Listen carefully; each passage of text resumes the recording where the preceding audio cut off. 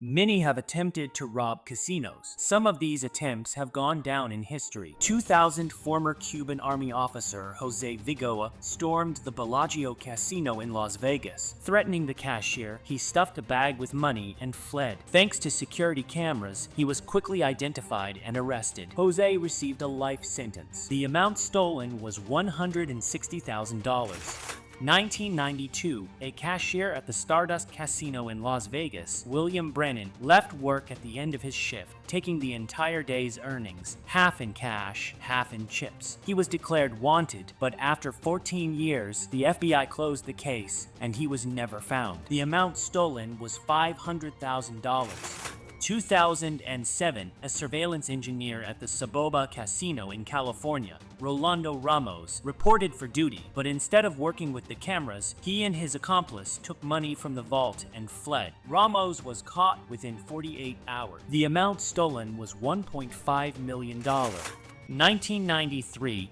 Heather Tallchief and her boyfriend Roberto Solis got jobs at the Circus Casino in Las Vegas, with duties that included transporting cash. During one of their shifts, they hijacked a truck with money and several guards. They managed to escape abroad. 12 years later, Heather turned herself in, but her accomplice is still wanted. The amount stolen was $3 million. These heists are impressive, but nothing compares to the story of a secret group of mathematics students. They managed to take millions from casinos without any of them ever being investigated or jailed. All because they didn't rob the casinos, they outsmarted them. The students used a mathematical scheme based on psychology, allowing them to repeatedly outplay the casinos. Casino owners, often tied to the mafia, do not like losing and will go to great lengths to protect their assets. This is the story of the 20th century's Robin Hoods, outsiders who defeated a powerful system using a formidable weapon, the human mind. How did they do it? And why did their secret organization eventually disband? Newton once formulated the law of universal gravitation. 300 years later, another law appeared: casinos always win. In casinos, everything is designed to make visitors lose more than they win, from the interior design to the services. There are no clocks or windows, causing players to lose track of time, stay longer,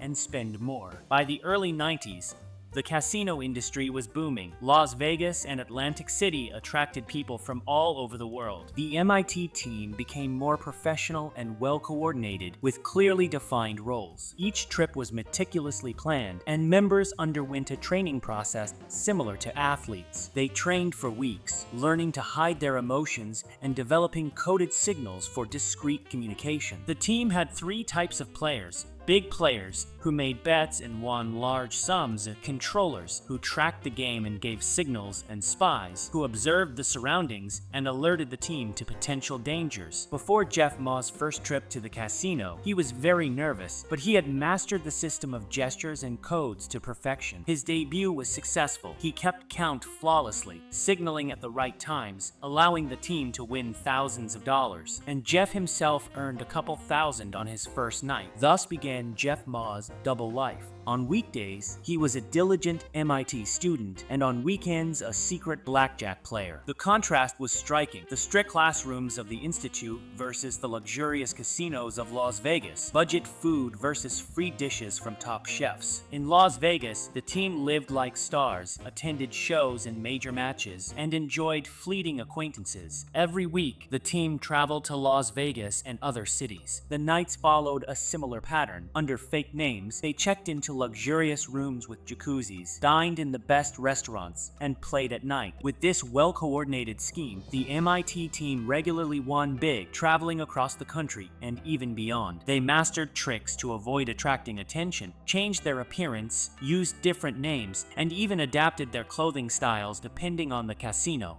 However, their successes began attracting attention, not only from casinos, but also from security services and detectives working for the casino owners. Some MIT team members ended up on blacklists, with casinos refusing to serve them even though card counting is not illegal. In response, the team devised new ways to conceal their activities. They started using stand-ins and building complex, multi-layered schemes to continue winning. However, the team's success could not last forever. At some point, point, casinos began using the latest surveillance systems and other security measures, making card counting extremely difficult. Realizing that their methods were no longer as effective, the MIT team gradually disbanded, and by the early 2000s, most members had left the gambling business. Many continued their careers in other fields, utilizing the skills they had acquired during their adventures. The story of the MIT team became legendary, with several books written about it, including Asterix Bringing Down the House Asterix by Ben Mesrick, which later served as the basis for the film Asterix 21 Asterix starring Kevin Spacey. This story inspired many to try their luck in the world of gambling, but also showed how difficult it is to beat the system when you're up against the resources and technology of a multi-billion-dollar industry.